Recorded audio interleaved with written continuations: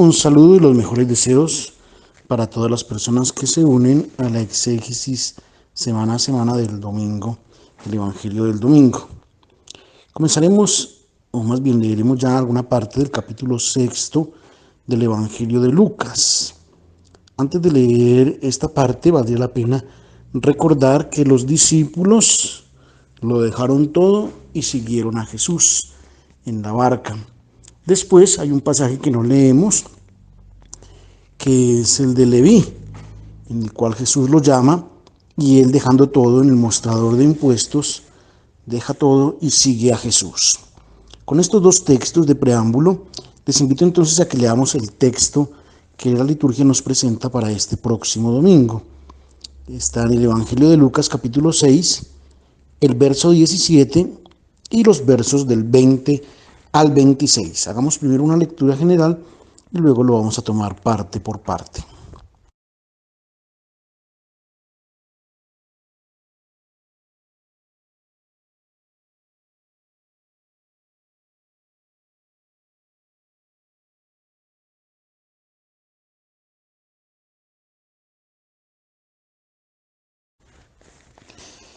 Muchas veces decimos de algunas personas que es afortunado, que es feliz.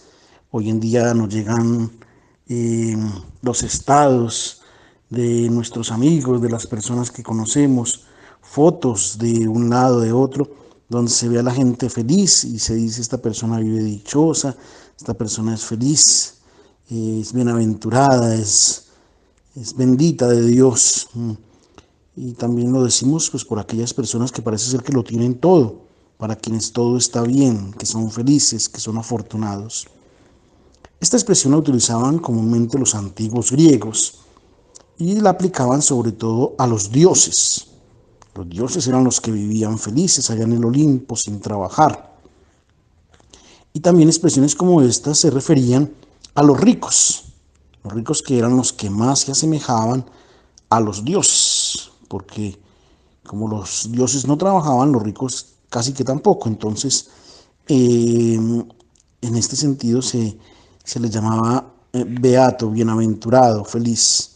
Empleaban estas palabras dirigiéndolas a cualquiera que fuera feliz en la vida.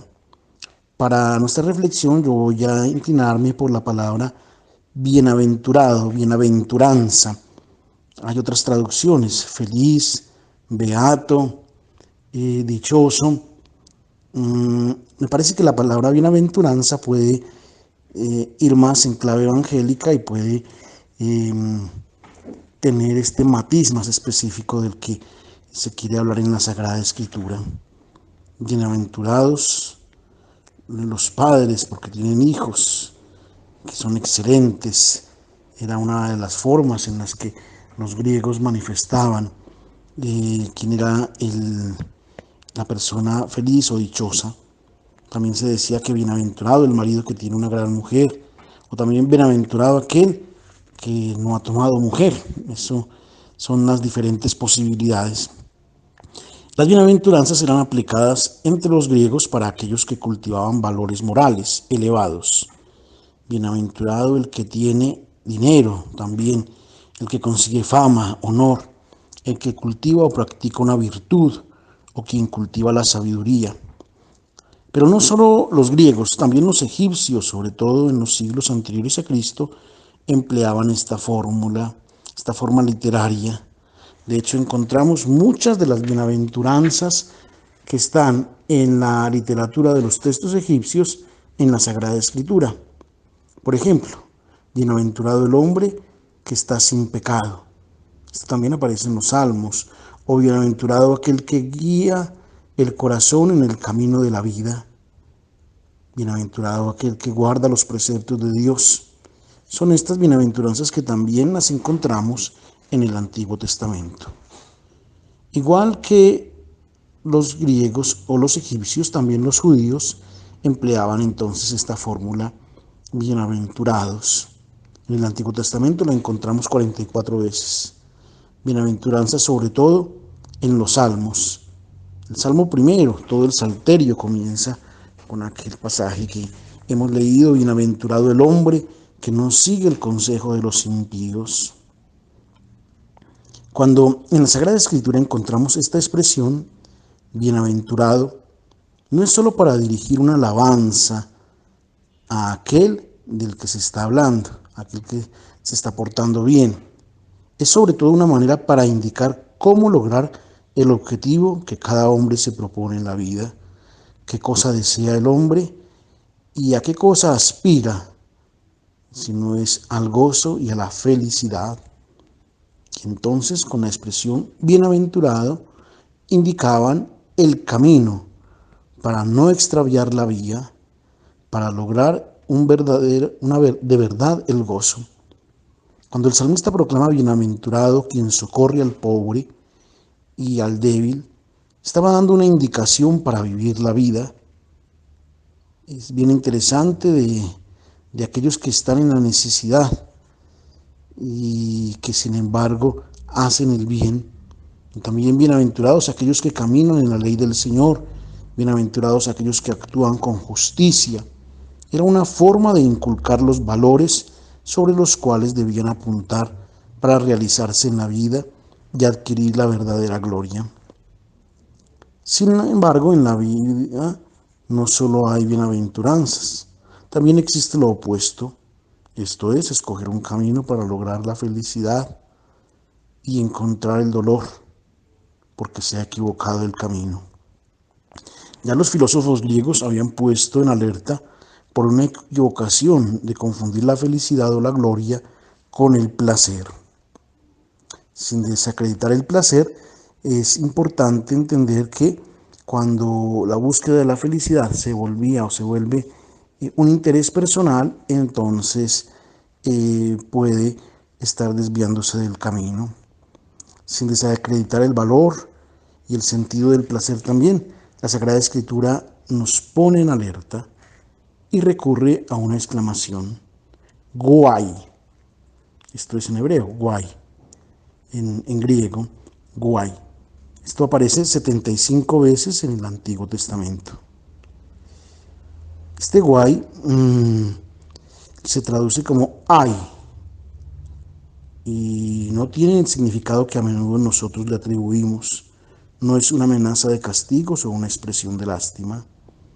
Ay es un grito de dolor, es un lamento de un padre que es Dios y que ve al hijo fuera del camino y no será jamás feliz porque el hijo no ha escogido los caminos que él le indica.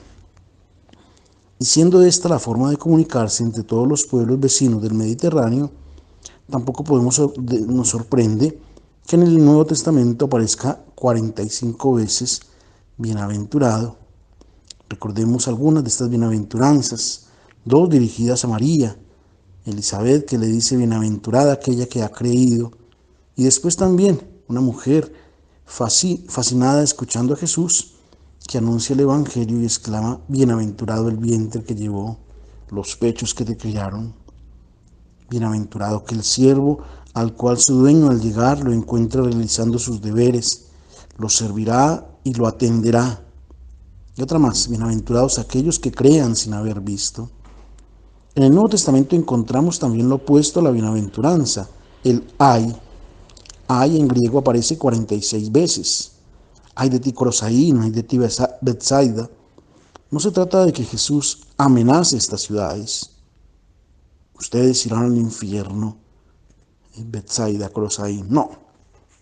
Ay es el grito de dolor que Jesús ve, que Jesús pronuncia cuando ve estas ciudades que él ama, en las cuales ha predicado el Evangelio y que ellas lo rechazan, han tomado una opción de muerte. Ay es el grito de dolor de Jesús. Ay de ustedes, escribas y fariseos hipócritas. Ay del hombre que produce el escándalo.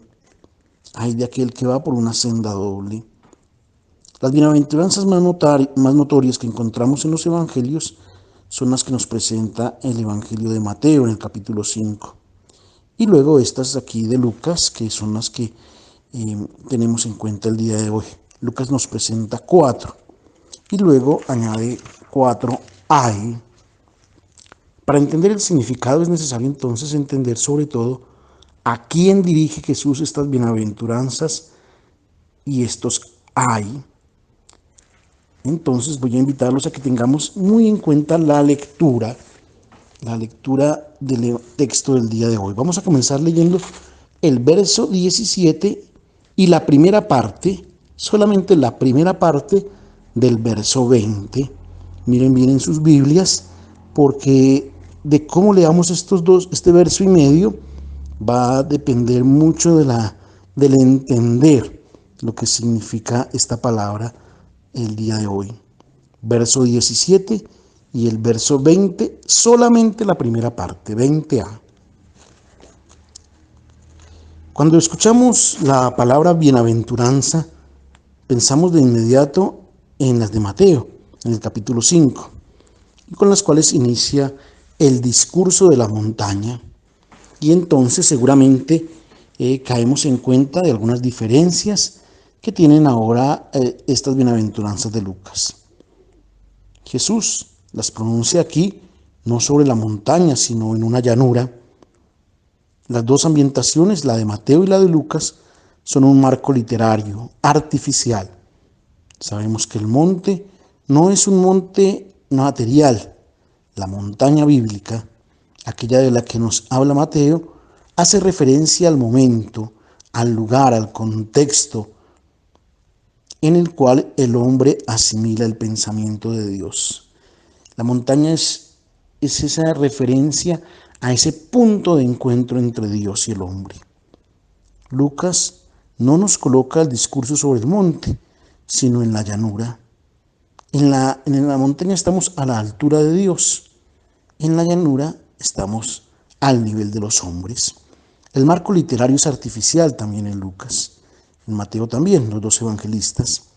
Las bienaventuranzas no fueron pronunciadas en un solo momento y así seguidas por Jesús, copiadas al pie de la letra. Han sido recogidas por dos comunidades diferentes. La de Mateo recogidas por la comunidad de Antioquía de Siria y las de Lucas probablemente recogidas por la comunidad de Filipo.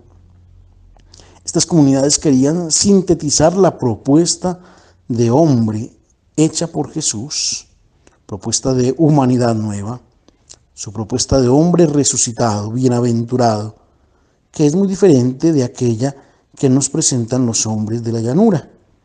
En la llanura, pues pensamos igual a los hombres entre quienes estamos inmersos. En la llanura estamos todos a ras. En la montaña estamos al nivel de Dios o estamos en contacto directo con Dios. En la llanura, pues vemos de frente y no miramos hacia lo alto. Lucas pone el discurso en la llanura porque él quiere mostrar que esta propuesta de hombre nuevo está dirigida a los hombres de todo el mundo, de todas las naciones, y de hecho a aquellas que están alrededor de Jesús, que son una gran multitud. Recordemos que Jesús viene con una gran multitud, viene de Jerusalén, y estas personas también vienen de Jerusalén y de la Judea, incluso también de territorios paganos. Entonces las bienaventuranzas que Jesús propone son dirigidas a todos, pero de manera específica, como leímos en el verso 20, la primera parte, a los discípulos. Hay un grupo de discípulos a los cuales Jesús se dirige directamente, se dirige a las multitudes que escuchan, pero esta palabra va directamente a los discípulos. Las multitudes escucharán estas bienaventuranzas de aquel grupo que las recibe primero. Este primer grupo o este grupo cercano de discípulos lo encontramos el domingo pasado. Son aquellos discípulos que se encontraban sobre la barca y que han recibido de Jesús la encomienda de sacar fuera de las aguas de muerte a otros y llevar a la vida a estas personas. Y entre más se encuentren en aguas profundas de muerte, más se deben empeñar en sacarlos fuera. ¿Qué han hecho estos discípulos? Apenas llegaron a tierra, dejaron todo y acogieron la propuesta de Jesús, seguirlo a Él. Notemos el punto clave: han dejado todo. Y es a ellos que entonces Jesús dirige las bienaventuranzas. Bienaventurados ustedes que han tomado la decisión justa. Leamos entonces las razones por las cuales estos discípulos han dejado todo y lo han seguido a Él. ¿Por qué razones son proclamados bienaventurados? Estas razones tienen 4 características. Versos 20, la segunda parte del verso 20, hasta el verso 23. Bienaventurados ustedes, dice Jesús, no a la multitud, sino al grupo restringido de sus discípulos. No ha pronunciado esta bienaventuranza delante de mendigos, de miserables, de pobres, de personas que no tienen nada. No, estas bienaventuranzas van dirigidas a los discípulos, no a los que no tienen nada. La pobreza no es una cosa buena. Dios no quiere la pobreza. Dios quiere que sus hijos estén bien, sean felices. Dios no quiere la pobreza y mucho menos la miseria, ni el dolor, ni el sufrimiento. ¿De qué pobreza está hablando Jesús? De aquella por la cual han optado sus discípulos, porque haciéndose pobres han entrado en el reino de Dios. En el discurso programático de Jesús, recordemos, esto está en el capítulo 4, lo leímos ya hace algunos domingos, cuando Jesús entra en la sinagoga y lee el pasaje del profeta Isaías. Esto es lo que llamamos el discurso programático, que es lo que encontraremos en las páginas del Evangelio de Lucas. Allí en este discurso Jesús había dicho que ha venido para traer a los pobres un anuncio de gozo. ¿Cuál era este mensaje? No puede ser que permanecieran pobres o en la miseria siempre. No, anunciaba que esta condición desaparecería del mundo cuando todos tuvieran lo necesario y cuando los hombres hubiesen acogido el mundo nuevo propuesto por Él, el reino de Dios. A este reino se entra haciéndose pobre, y esta es la opción que han tomado sus discípulos y que hemos leído.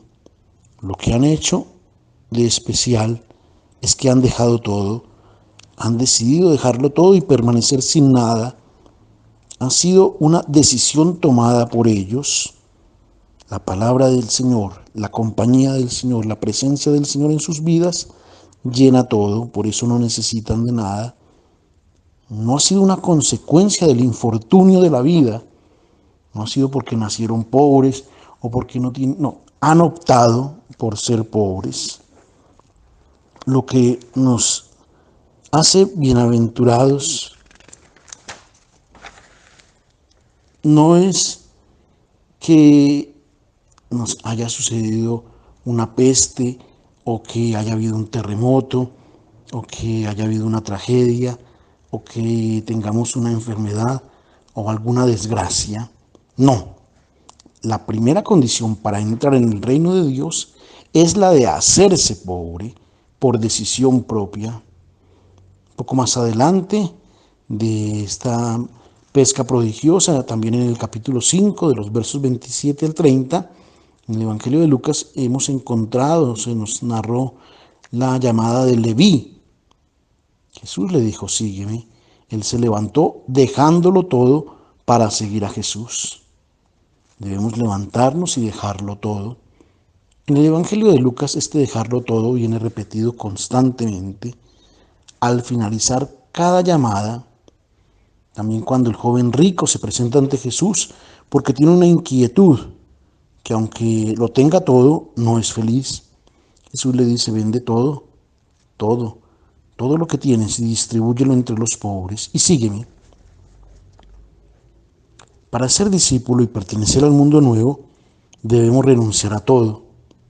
Esta pobreza voluntaria no es algo que tenga escapatoria, ni es algo a lo que le podamos poner recovecos. A veces justificamos y decimos, no, pero es que no es pobre del todo, no es que esto, que aquello. Ni es algo que sea reservado tampoco solo a los religiosos o a las religiosas, a las monjitas, a los hermanos, a los aquí, allá, a los ermitaños. No, no es solo para quien ha hecho un voto. Quien quiere ser cristiano, quien quiera entrar en el reino de Dios, en el mundo nuevo, debe tomar esta decisión. Y entonces es bienaventurado, argumenta Jesús, quien quiera de ustedes que hace esta opción. Y quien no renuncia a todos sus bienes no puede ser discípulo mío. Muchas veces eludimos esta realidad y buscamos excusas, atajos. No admitimos el sentido y el valor totalizante de la propuesta de Jesús. Buscamos y decimos ser parte del reino de Dios, pero no lo estamos si seguimos apegados a los bienes de este mundo. ¿Cómo hacernos pobres? ¿Cómo deshacernos?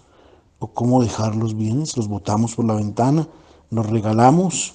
No, esto sería absurdo y tampoco es este el sentido del Evangelio. Sería una interpretación equivocada de la palabra de Dios.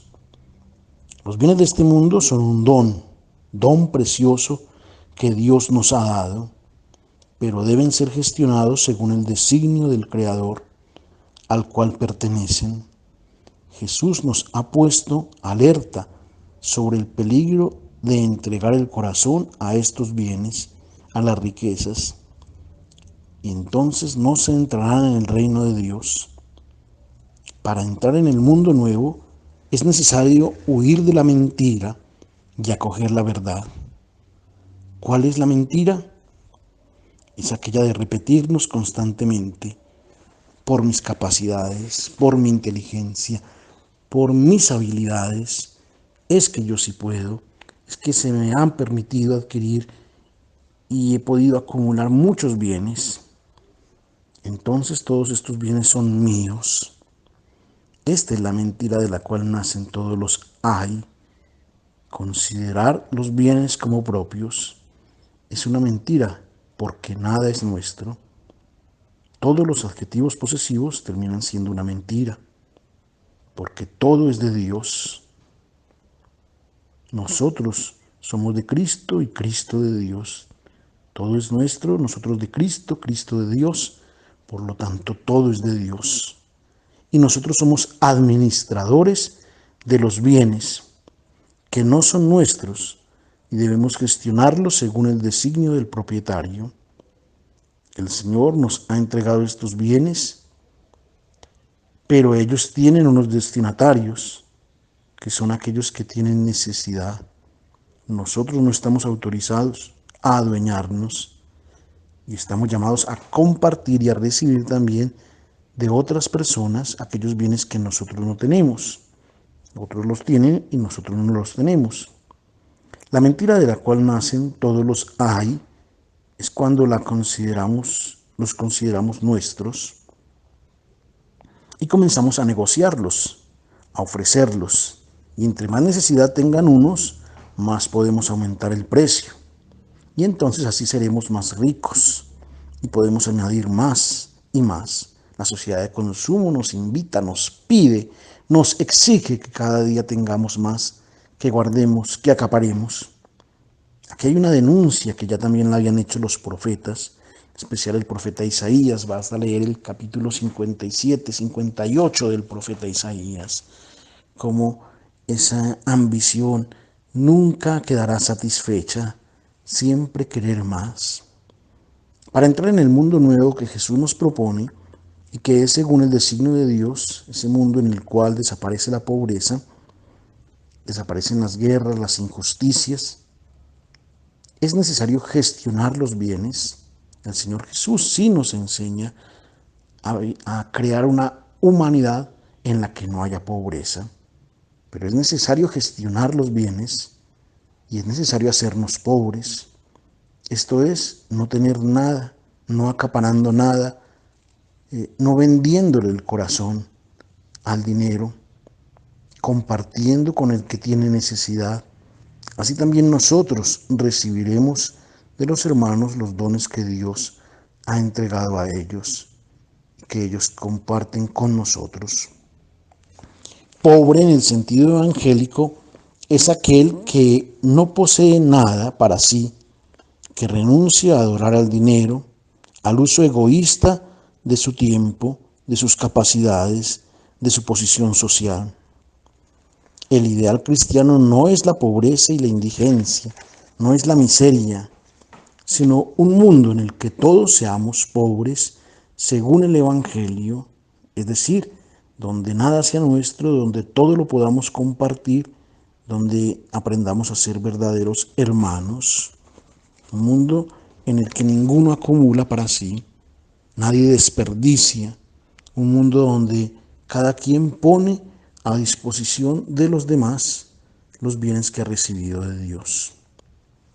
Bienaventurados ustedes los pobres, no es un mensaje de resignación. Es que Dios me hizo pobre, es que yo soy, ya pues toca, así nos tocó vivir en la pobreza. Es un mensaje de esperanza. Bienaventurados ustedes los pobres, los que se han hecho pobres, en un mundo donde ninguno sea más necesitado, porque Dios ha hecho bien al mundo y todas las necesidades de los hombres pueden ser saciadas cuando los bienes sean gestionados según los designios de Dios, según los designios del Creador y no los nuestros. La promesa que acompaña esta bienaventuranza no es proyectada al futuro.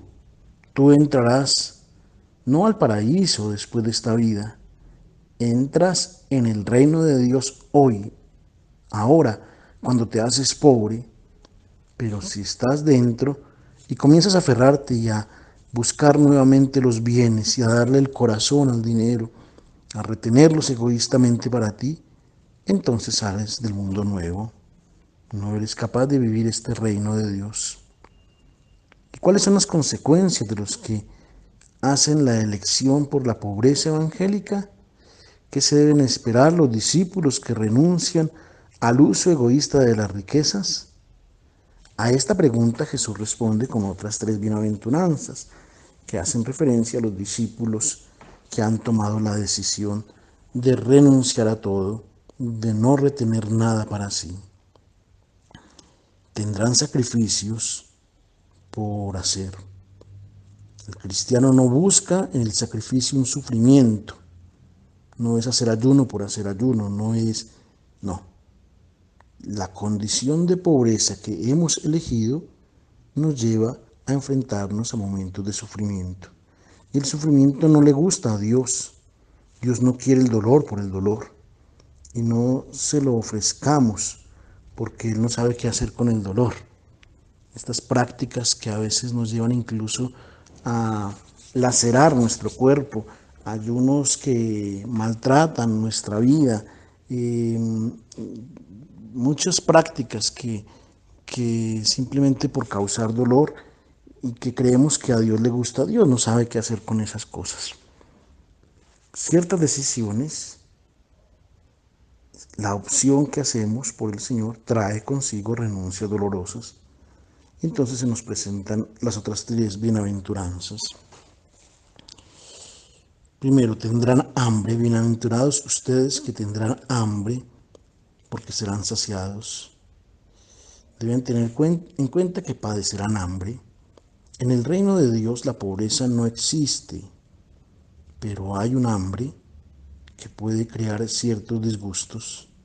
La miseria creada por los hombres, cuando gestionan mal los bienes de Dios, entonces crea que en otras personas se llegue a la pobreza, que no se tenga. Hay otra hambre cuando uno o varias personas que gestionan los bienes según los criterios del mundo viejo lo hacen y entonces los vemos acumular y acumular y nos puede dar el deseo también a nosotros primero de tener lo que ellos tienen, de entonces también utilizar mis decisiones, mi inteligencia, mis opciones y lograr con nuestras capacidades que esta hambre se pueda saciar. No podrás permitirte jamás que lo superfluo, el derroche, la moda, la publicidad y las cosas, los gustos efímeros terminan en desenfreno y en apariencia simplemente no puedes permitirte que estas cosas sean tu necesidad. Formas artificiales de hambre.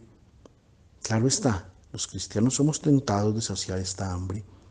Nos vemos enfrentados todos los días a vivir de apariencias frente a los demás. Tenemos hambre de ser como otros o de tener lo que otros tienen. Ciertas comodidades, cuando el hermano no tiene lo necesario, entonces causan como una ruptura en el corazón. El cristiano no se puede permitir ciertos hábitos que son costosísimos, ciertos gustos y adornos no pueden estar presentes en la vida del cristiano. Aquellos que ponen en el centro la necesidad del hermano, tengan en cuenta que encontrarán ciertas desavenencias y ciertas privaciones. A veces les hará falta lo necesario. Si el hermano se encuentra en necesidad extrema, pero serán bienaventurados porque Dios los saciará del hambre de la vida. Vivirán como verdaderos hijos de Dios en la saciedad de una vida verdaderamente humana, la vida de quien ama. Y después ponen en escena también el llanto. Aquellos que toman esta decisión de entrar en el reino de Dios serán bienaventurados. No equivoquemos esta bienaventuranza pensando que el dolor le gusta a Dios, sino que escogiendo a Cristo, los discípulos que son envueltos en la construcción del mundo nuevo, ¿qué mundo encontrarán delante de ellos? Una situación muy dolorosa que todos nosotros conocemos. A veces pasamos desapercibidos frente al dolor y a la necesidad de los hermanos, pero una situación de miseria, de dolor, de crueldad, de hambre, entristece el alma. Cuando somos capaces de sentir, de ponernos en el lugar del que sufre, del que necesita, eso causa dolor.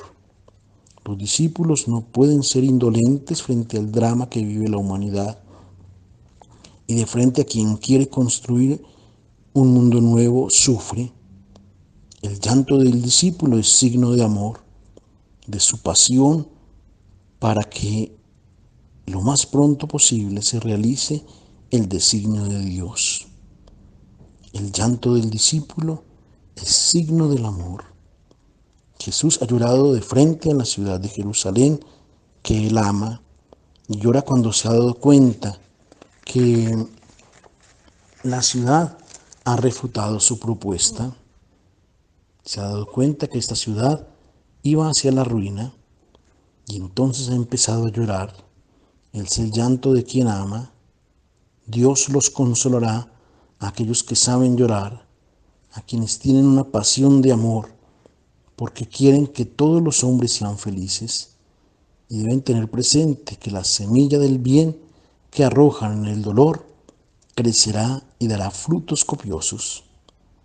El Salmo 126 dice, al ir iban llorando llevando las semillas, al volver vuelven cantando trayendo sus gavillas. El dolor que nos causa el sufrimiento de nuestros hermanos y el bien que podamos hacer por el dolor de nuestros hermanos no quedará sin recompensa, dará fruto abundante. Es lo que Dios promete a aquellos que aman hasta el punto de llorar por amor. La última bienaventuranza, bienaventurados ustedes cuando sean perseguidos, cuando sean insultados, odiados. Quien razona según el Evangelio no debe esperarse aplausos, porque está haciendo una propuesta que está en contraste con el mundo viejo, y entonces será condenado, criticado, burlado. Muchas veces nos rechazarán. El discípulo será visto como un transgresor de la propuesta de la sociedad del mundo viejo. El mundo antiguo no se resigna a desaparecer porque está guiado por el egoísmo y por los intereses y no quiere que surja la humanidad nueva guiada por la lógica del amor, de la atención al otro, de la disponibilidad y del servicio desinteresado, de la búsqueda del último puesto. Estas son propuestas que son totalmente fuera de la lógica del mundo viejo. Dirá Jesús: presten atención, porque si los hombres los aplauden, esto quiere decir que piensan como ellos. El discípulo es bienaventurado en el momento mismo en que es perseguido, porque la persecución es la prueba irrefutable que está siguiendo y acogiendo la lógica del Maestro. Bien, leamos ahora entonces los últimos versos, donde encontraremos los ay, versos 24 al 26, capítulo 6. El primer lamento, esto diremos es un lamento, es por los ricos. Ay de ustedes ricos. Esta es una traducción mala, no es de las mejores traducciones. Para nosotros esto termina siendo lo terminamos leyendo como una expresión de amenaza. Ay de ustedes los ricos. No es este el sentido de la expresión en la boca de Jesús. Jesús no amenaza, no plantea castigos. Jesús ama, y entonces esto es un grito de dolor, es el grito de dolor suyo. En griego nosotros tenemos guay, que se refiere al término hebreo hoi, que es un lamento fúnebre. De frente a un luto, la persona en su dolor se toma la cabeza y grita hoi. Es un grito de dolor de Jesús de frente a los ricos que no han dado los bienes a sus destinatarios. Pero no es una amenaza. Jesús llora por quien ha tomado una opción de muerte. Es un lamento fúnebre el suyo. Tú, rico, que eres aplaudido y envidiado por todos, hoy te has arruinado la vida. Deberíamos traducir este hay a ustedes ricos.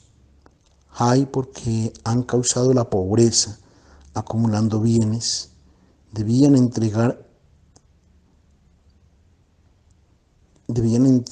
la vida, debían donarla. Jesús pronuncia un grito de dolor porque ve a una persona que se ha arruinado la vida. Al final los bienes que nos han sido dados, que no hemos entregado a sus destinatarios, son recogidos y tú te has quedado sin amor. Te has muerto como un hombre que no has amado.